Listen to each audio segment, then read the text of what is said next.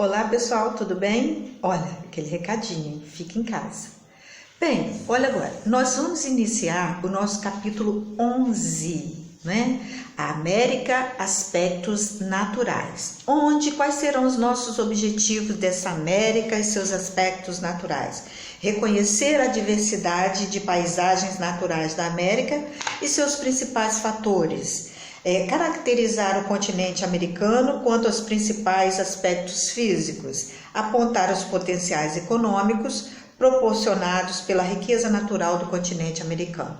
Bom, gente, olha só, o último capítulo nós regionalizamos o continente americano, ou seja, nós dividimos quanto aos seus aspectos históricos, culturais, né, questão da língua, quanto em seus aspectos físicos. Tá? Onde nós dividimos o continente americano sobre os aspectos histórico-culturais em América anglo-saxônica e América Latina. E sobre seus aspectos físicos, nós dividimos em América do Norte, América Central e América do Sul. Agora, nós vamos falar dos aspectos naturais desse continente. Como é que nós vamos pensar? Para a gente entender esses aspectos naturais, para a gente entender, nós temos que fazer uma análise da geografia física do espaço e levar em conta a característica do relevo, a característica da vegetação, a característica climática e a hidrografia, tá? Esses quatro elementos, tá, juntos, esses quatro elementos, dá a característica da paisagem natural de determinado espaço, tá? Quer dizer, esses elementos eles vão ter grande influência na vegetação do espaço, na característica natural, né? Vamos dizer assim, na característica natural. Nós temos um mosaico de quê? De diversos tipos de clima, de vegetação, de unidades de relevo, que acabaram interferindo na organização dessas paisagens, tá? Agora, quando nós falamos em relevo, nós temos que entender que os agentes internos e os agentes externos contribuem para a estruturação das principais formas de relevo da Terra, não é? Na América, há algumas áreas próximas e áreas distantes dos limites das placas tectônicas, influenciando na ocorrência de vulcões e de abalos sísmicos. O que eu quero dizer?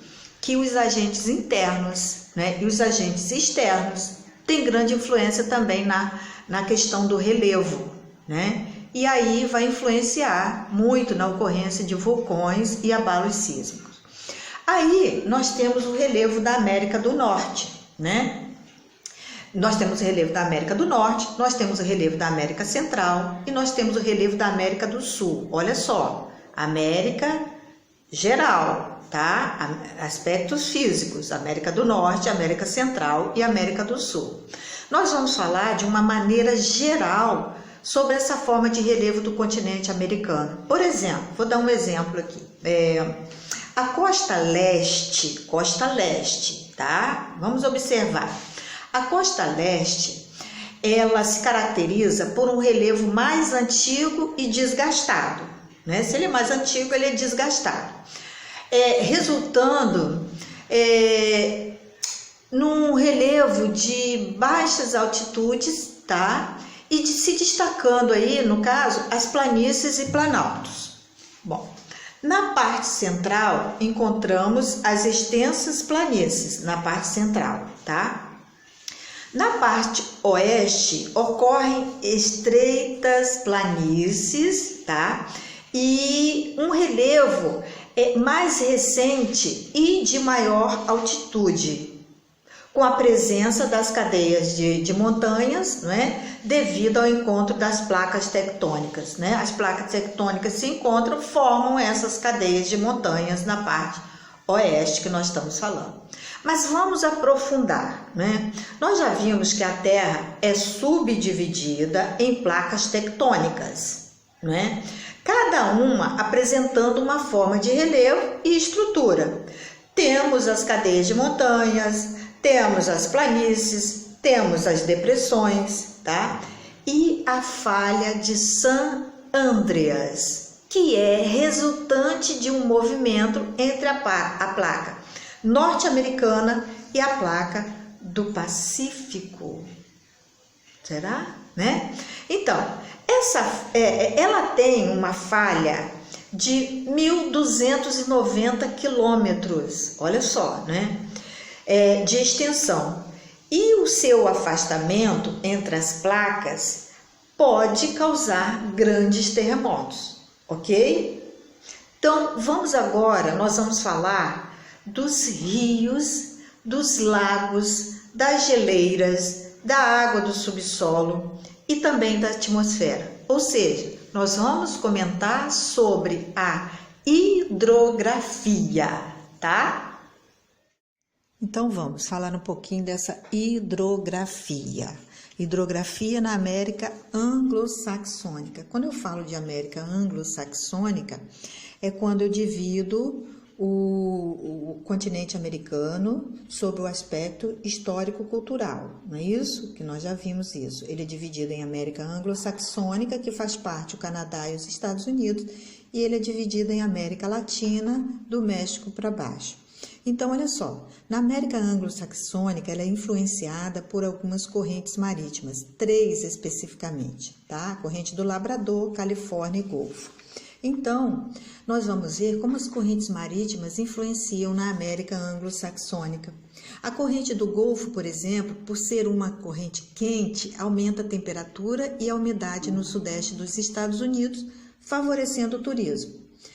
Já a corrente do Labrador, na costa leste do Canadá, e a corrente da Califórnia, na costa oeste dos Estados Unidos, por serem frias, reduzem a umidade e intensificam o frio, especialmente no território canadense. Vamos contextualizar aí um pouco, gente. Olha só, como se formaram os grandes lagos na América do Norte, né?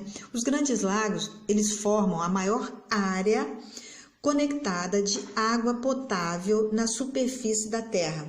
Desempenham um importante papel na economia e no desenvolvimento da América do Norte. Mas os grandes lagos não são a única matriz hídrica da América do Norte, tá? Por quê? Nós temos aí nesses grandes lagos a presença de rios importantes. Quais são esses rios importantes? O Mississippi, o Missouri, o Colorado e o Grande nos Estados Unidos, tá? Então, tá aí. Vamos lá, gente, falando dessa hidrografia na América Latina. Então, olha só, por ser de maneira geral uma região bastante úmida, possui na maior parte de sua extensão uma vasta rede hidrográfica. Aí nós podemos falar, na América do Norte nós temos o Rio Grande separando os Estados Unidos do México. Na América do Sul, o Rio Orinoco na Venezuela, o Amazonas e os rios Paraná, Paraguai e Uruguai que formam a Bacia Platina.